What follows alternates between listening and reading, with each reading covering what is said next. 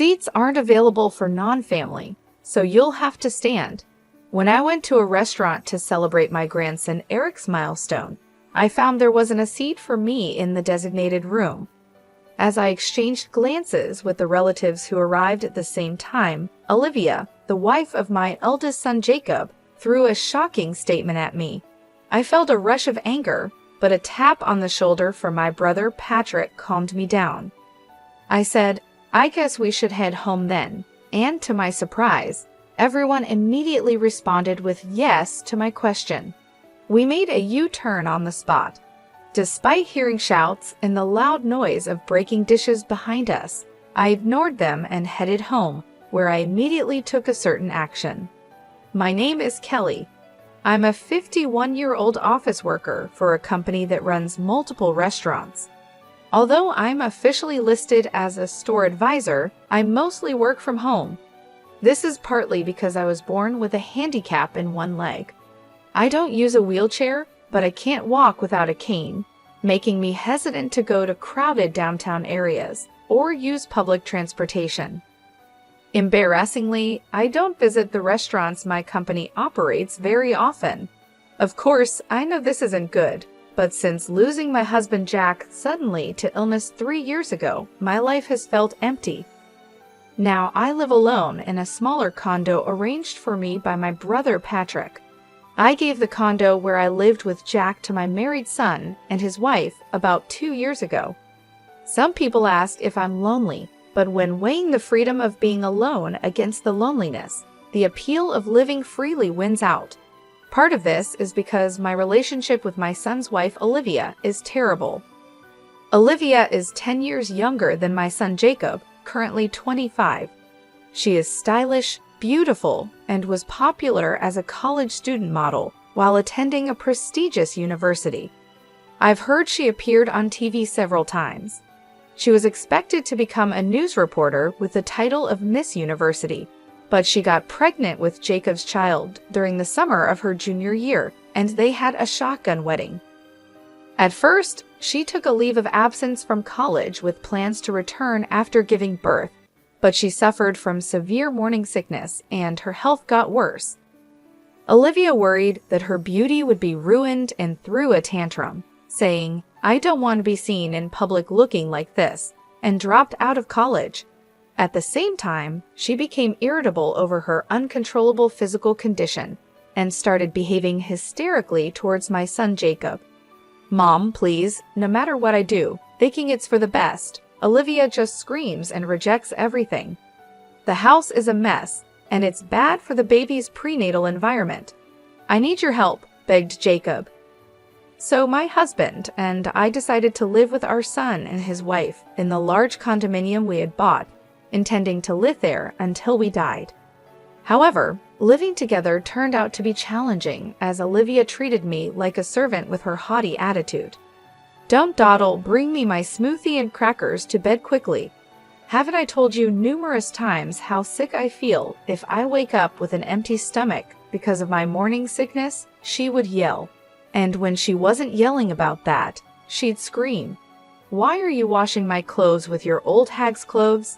No matter how expensive the fabric softener is, it won't keep the old hag smell from transferring to my clothes." Seeing enough, Jack would scold her firmly.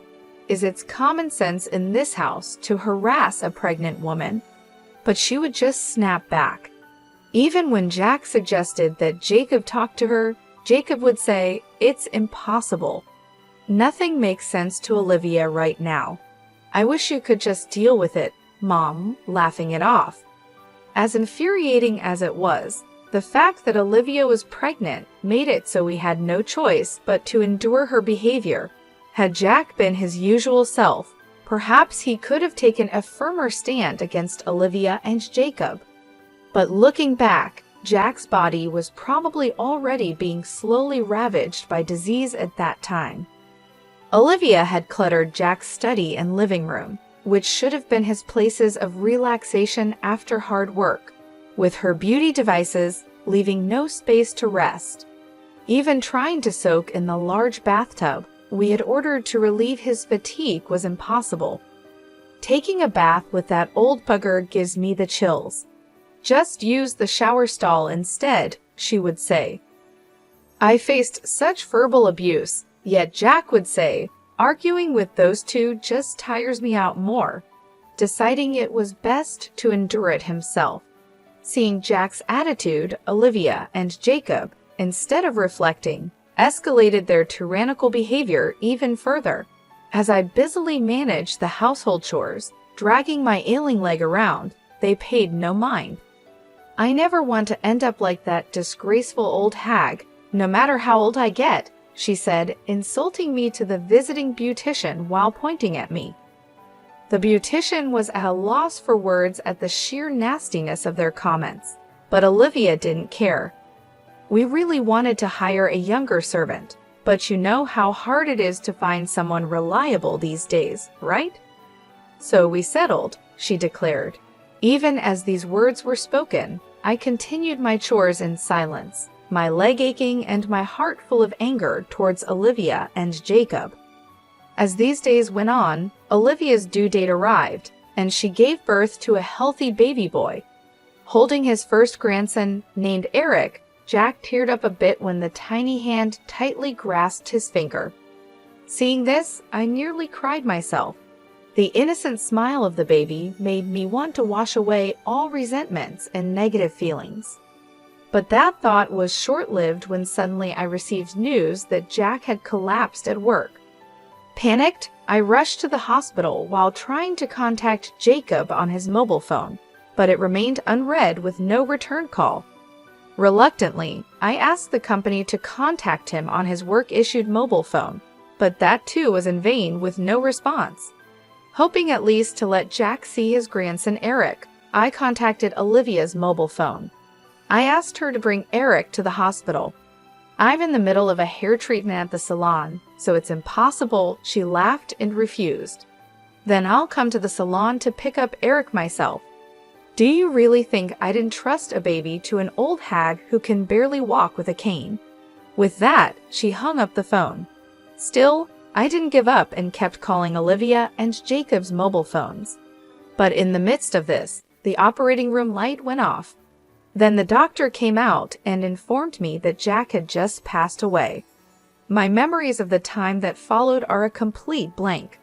All I can recall is a hazy scene, as if viewed through frosted glass. After the funeral, which took place amid this haze, I came down with the flu. Olivia, the baby might catch it, which would be terrible, she exclaimed dramatically and told me to leave the house immediately. Already emotionally damaged by Jack's sudden death and physically weakened by fever and cough, I had no energy left to argue with hysterical Olivia. Barely managing to get dressed, I left the room but collapsed in the elevator hall entrance. Thankfully, the concierge called an ambulance, and I was rushed to the hospital. According to the doctors, I was on the verge of pneumonia. Later, my brother, his wife, and my nephew heard about my condition and took care of everything. There's no need to visit the hospital. She's been admitted, she's safe, and it would be terrible if the baby caught something, Jacob and Olivia said, not even bothering to visit. Outraged by their attitude, my nephew and his wife suggested I stay with them for a while instead of returning to the condo, where I'd just be exploited by Olivia again. Returning to the condo would mean resuming a servant-like existence before even regaining my strength. However, staying at my brother Patrick's house, where my sister-in-law's parents lived, was not an option due to infection prevention concerns. My nephew's offer was a welcome one.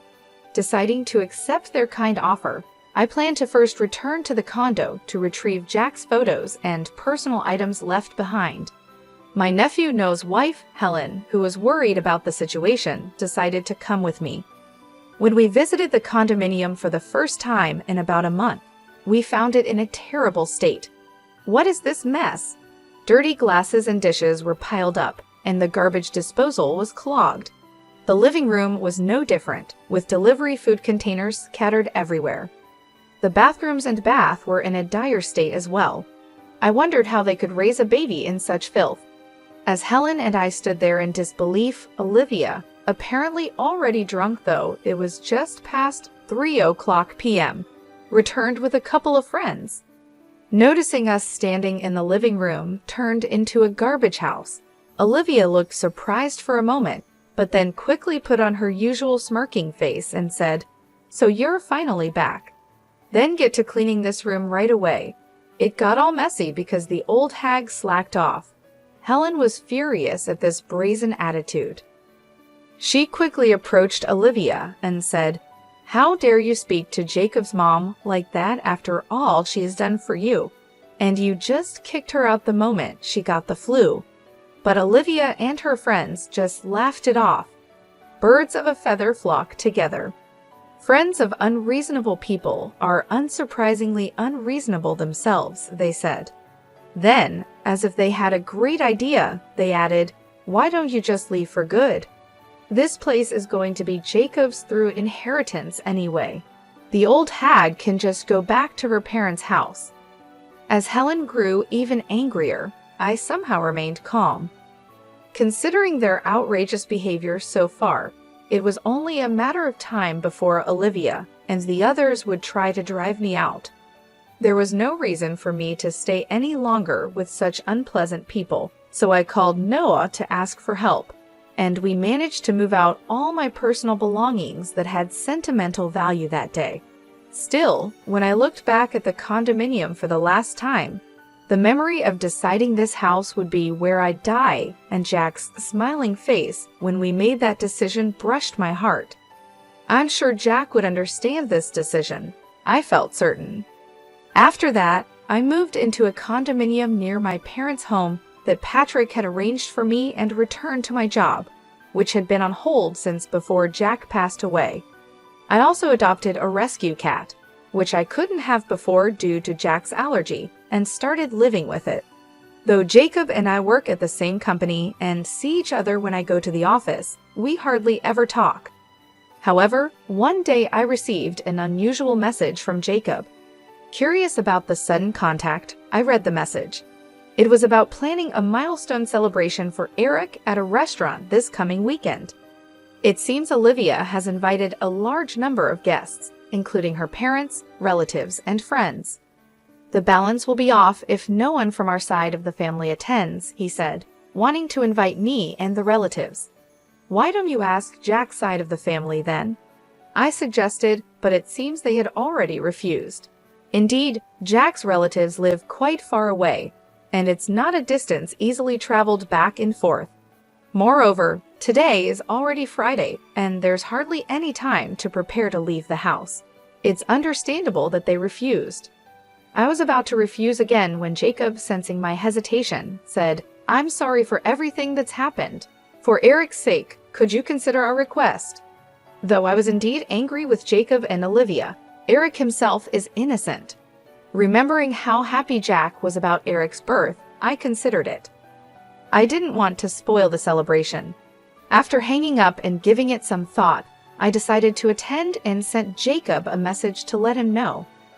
On the day of the celebration, my brother and his wife, my nephew and his wife, my uncle and aunt, their children, and other relatives gathered in front of the restaurant. Helen said, "I'm here today, not for that couple, but for Kelly." While calming her down, we were led to the room, the largest in the restaurant, with low tables and chairs. This setup would be difficult for me with my mobility issues, so I asked the staff for a chair that was a bit taller. However, Olivia interrupted. "There's no extra seat, so just stand," she said loudly with her arms crossed. Seeing Olivia's smirking face, I felt more dumbfounded than angry, wondering how she could be so mean even now. Then, impulsively, I called out to my relatives, "Shall we go back home then?" Without hesitation, they all responded, "Yes." The guests on Olivia's side became unsettled by this. Olivia's parents came forward, apologizing to me and my brother and his wife, while hurriedly scolding Olivia. But Olivia, scolded in front of her relatives and acquaintances, became angry and started throwing anything she could get her hands on, like vases, framed pictures, and dishes. Screams, shouts, and the sound of things breaking filled the room, but we left without paying any further attention. Once the relatives and I had left the restaurant, Patrick and I decided to hold a strategy meeting in preparation for what was to come. The company where I, the late Jack, and Jacob worked was originally built by my grandfather. It's a family-owned business where our relatives own more than half of all shares, with my real brother Patrick currently serving as the CEO. Jack was Patrick's close friend since college and joined the company at Patrick's request after graduating. He married a woman who was a clerk there and had a son, Jacob. But after a long illness, his wife passed away when Jacob was in the 8th grade. Patrick, seeing Jack juggling work and home life alone, suggested I marry him, probably concerned about my future due to my disability and lack of social connections. Initially hesitant, I was swayed by Jack's words. "I'm a single father with a child, but I intend to take good care of you. Would you become part of our family?" Jacob, who became my stepson, neither showed hostility nor warmth towards me, his new stepmother. Believing it was unreasonable to expect more from Jacob so soon after losing his mom, I resolved to do my best as a stepmother when Jacob was about to graduate from college. "I want to work at the same company as Dad and Mom," Jacob said, which moved me to tears. However, this peaceful period ended when Jacob had a shotgun wedding with Olivia. After living with Olivia for a while, I couldn't ignore her domineering behavior and decided to have Jacob firmly speak to his wife. I waited for Jacob in the company's underground parking lot, but instead of seeing him alone, I saw Jacob with his arm around a married colleague. Unaware I was standing just a pillar away, they were getting intimately close. The shock was enough, but then Jacob told the woman, "What if someone sees us here? We'd both get fired." She confidently replied, "I won't make such a mistake, and even if my affair gets exposed, the company can't fire me. After all, I'm the president's step-nephew." Unaware of my shocked state, Jacob continued, "My real mom was just a country girl, but my stepmother, even if just in name, is the company's executive vice president and the granddaughter of the founder. So she owns a significant share of the stocks and assets. When she passes, all of that will be mine." Then he drove off with the woman. Overwhelmed by what I had just heard, I returned home, unable to tell Jack.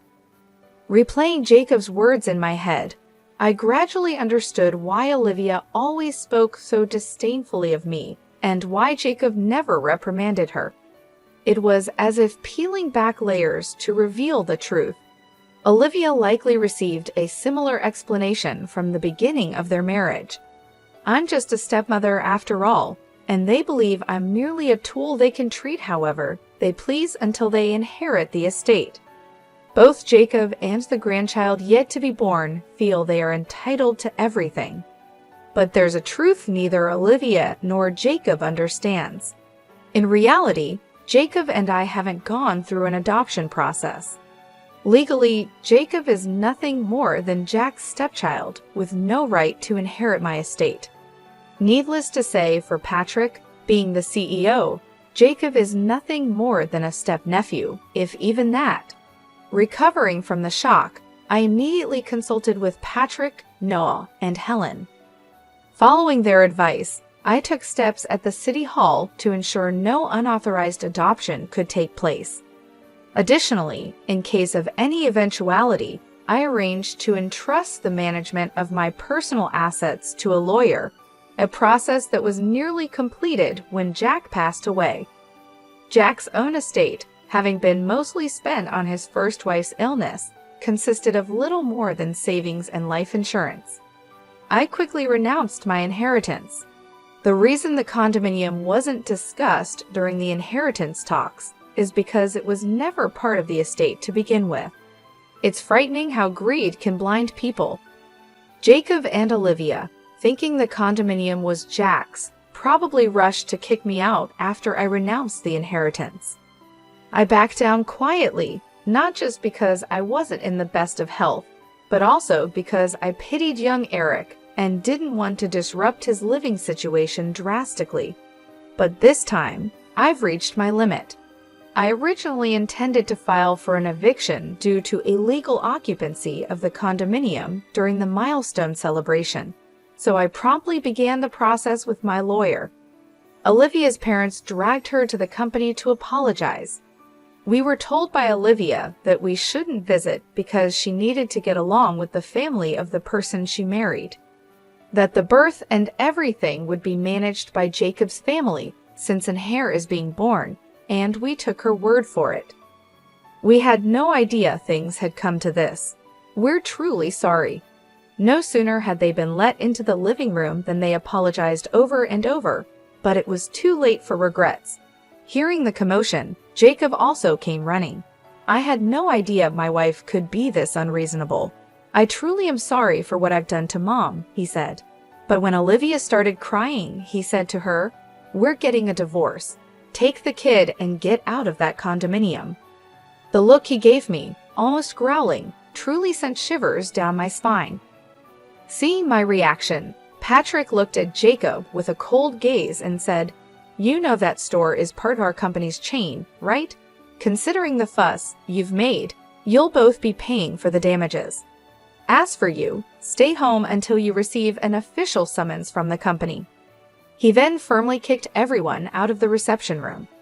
Afterward, Patrick began preparations to fire Jacob, consulting the company's legal advisor right after the milestone celebration incident. He was furious, saying, "Not only is Olivia's disgraceful behavior appalling, but Jacob's negligence in letting her run wild is just as bad. They even destroyed store fixtures and decor. Firing him is only natural, right?" Though he was initially adamant about firing him immediately, the other executives calmed him down, explaining that a disciplinary dismissal made in anger could disadvantage us in a lawsuit. So we turned to a law firm known for its capable lawyers. True to their reputation, they did an excellent job providing indisputable evidence that was more than sufficient to fire Jacob. 2 weeks later, Jacob, temporarily relieved from house arrest, was summoned to the head office meeting room, seemingly prepared for his dismissal. Perhaps he had gathered some inside information. Despite arriving with a lawyer, the sheer number of attendees overwhelmed him. As Patrick, sitting at the center of the board, began, "It goes without saying why we've called you here today. Your dismissal has been decided." Jacob braced himself, clenching his fists. "Mr. Jacob Miller, you are hereby dismissed." Patrick, acting as president, began reading the notice of dismissal to Jacob. His lawyer immediately objected. "My client admits to the troubles with his stepmother Kelly, but insists that connecting this to his dismissal is wrongful termination." A voice rose. Glancing at Jacob beside him, he seemed quite pleased, nodding in agreement. "There's no excuse for my ex-wife's rudeness at the recent milestone celebration, but that was a private matter. Isn't it wrong to fire me over it?" he argued. Then, conspicuously placing a voice recorder on the desk, he said, "I'm also prepared to report this as harassment to the media, if necessary," with a smug face. Hearing this, Patrick and the other executives remained silent. Jacob mistook their silence for victory. "You're aware of the public backlash against companies that violate compliance, right? Are you sure you want to fire me knowing what will happen?" he provoked further. At this point, Jacob's lawyer, not showing the expected signs of disturbance, but rather a hint of a smirk, seemed puzzled. Yet Jacob, ever so confident, failed to notice. Patrick then asked in a deeper voice than usual, "Oh, so you wish to continue working with us? That's a hard pass. However, if you wish for me to leave the company amicably, a certain amount of money as a settlement would be necessary," Jacob said, leaning forward on the desk with a smirk as if to challenge the surrounding executives. But in the next moment, laughter erupted spontaneously from everyone present. Some were even laughing so hard that tears formed at the corners of their eyes. Taken aback by their reaction, Jacob quickly turned red and began cursing foully. His lawyer frantically tried to calm him down. The dismissal notice naturally includes the reasons for dismissal. I'll explain them now, and if you have any objections, we can discuss them afterward," Patrick declared, his presence overpowering Jacob and his lawyer into silence. Both sat down.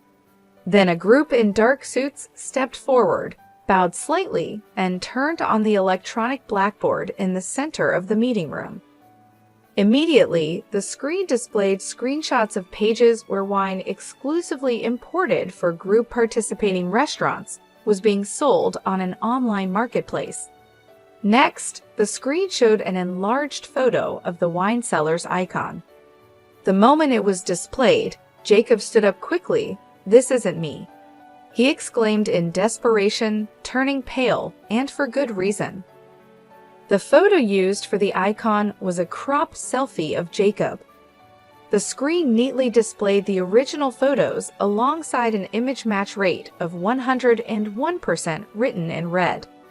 Facing the lawyer, still unable to grasp the situation, a man from the group of dark suits stepped forward, introducing himself as part of the law firm hired by the company. "Let me explain the reasons for the dismissal notice. The reasons include embezzlement, harassment, undue pressure within the workplace using his executive position, leaking confidential company information, unauthorized absences, tardiness, loafing, and damaging the company's reputation through inappropriate use of a company car," he explained smoothly. He further added that the company's legal and accounting departments had been secretly investigating rumors of the wine, supposed to be sold exclusively in stores, being traded online. In the process, they identified the source account and, collaborating with the police and other relevant parties, discovered that the account was linked to Jacob's online banking account. Additionally, the inventory management department uncovered the existence of double books. Upon questioning, several employees confessed that they had been coerced into participating in the illegal activities by Jacob, who implied they would be fired if they did not comply. As this explanation unfolded, Jacob was sweating profusely, but his complexion turned even paler at the next images displayed. It was a video, seemingly taken secretly with a mobile phone, capturing Jacob as he subjected female interns and temporary staff to sexual harassment and unbearable words. Jacob's lawyer, standing by, couldn't take his eyes off the repeating video, mouth agape.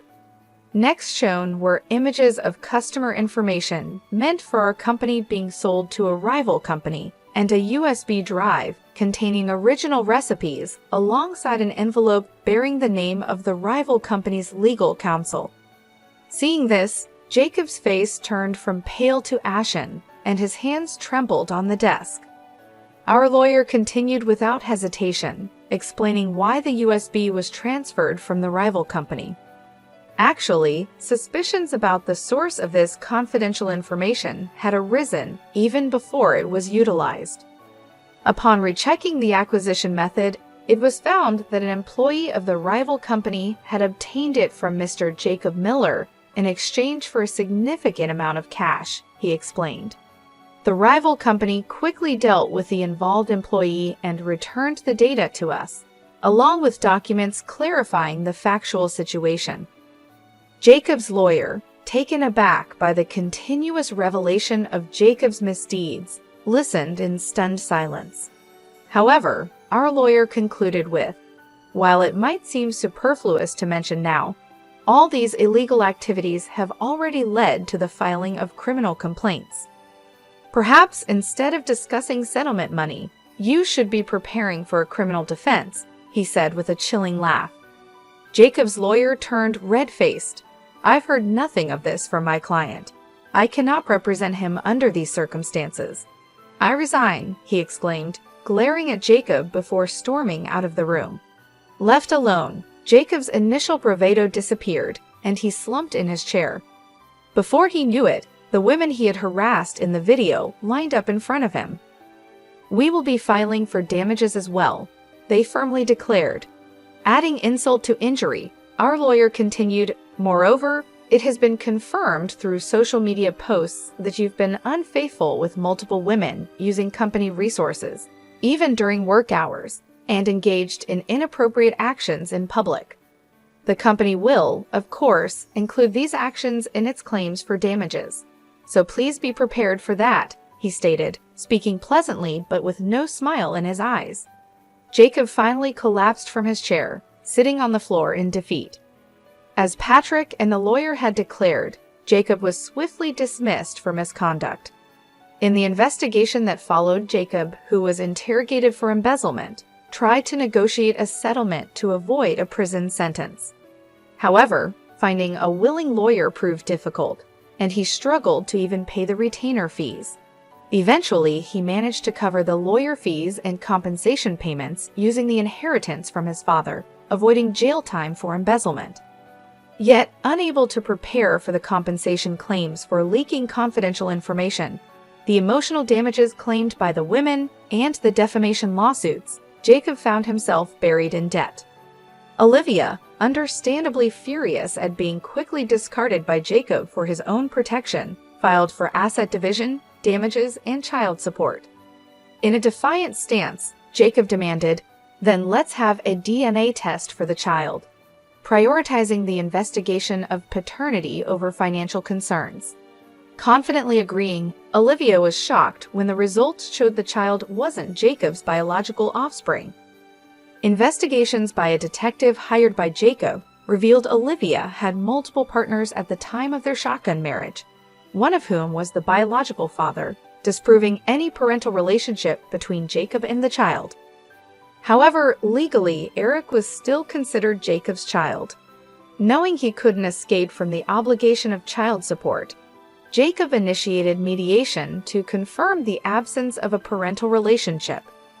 While a lengthy resolution was expected, the public exposure of Olivia's turbulent private life in court was something her parents wanted to avoid at all costs, leading to an explosive reaction. "Stop bringing shame upon us.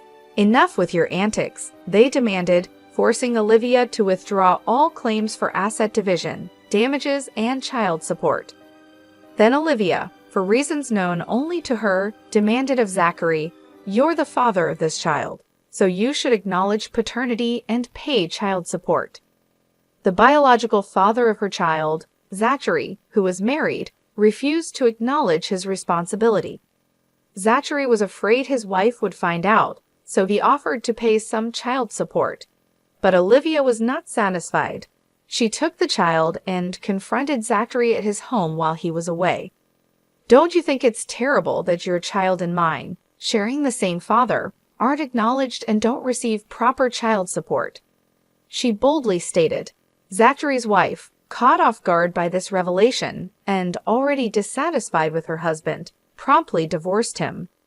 She transferred all desirable assets, including a new house, savings, and stocks, into her name before kicking Zachary out with nothing. Initially, Olivia smirked at Zachary's divorce, thinking she could be the next wife. But upon learning he had lost all his assets and was ousted from his father-in-law's company, becoming unemployed, she quickly withdrew. Despite the cause being his own infidelity, Zachary felt his happiness had been destroyed and blamed Olivia. "All of this is her fault," he said. Ever since then, he has been relentlessly pursuing Olivia wherever she hides. Terrified by his obsession, Olivia's parents, to avoid collateral damage, took in only their grandson Eric and disowned Olivia, kicking her out of their home. Left with nowhere to go and no one to turn to, Olivia resorted to night work to support Zachary, now a drunk and unemployed, as I was informed by a detective I had hired for a follow-up investigation. Meanwhile, Jacob, after all the trials had concluded, was left with a mountain of debt and alimony payments. A claim for me for the restoration costs of the condominium seemed to be the final blow. Trying to make a comeback proved futile as he couldn't find stable employment and resorted to juggling short-term jobs, inevitably falling behind on repayments. There was a time when he possibly couldn't afford a mobile phone and called from a public phone, pleading, "Please, I need help." But the call ended in silence after I remained quiet. Rumors suggest he was last seen being taken to a work site by barely legal debt collectors, but his whereabouts since then remain unknown. As for myself, taking this experience into account, I've become more actively involved in work. I used to think of myself as a decorative executive, a burden to my family, contributing nothing. However, during this ordeal, the company's female employees encouraged me. Even with accessible stores, its true usability can't be known without directly asking the users. Kelly, you could surely bridge that gap. Have more confidence in yourself. Getting more involved in on-site work made me realize I had become a pro at finding reasons for why I can't do this or that's impossible. Regretting not realizing this sooner, I'm now 51 with 9 years left until retirement. Rather than mourning the irretrievable past, I'm determined to make the most of these next 9 years. My current goal is to earn an extension of my retirement from Patrick and our relatives, and to report this achievement to Jack, who has passed away.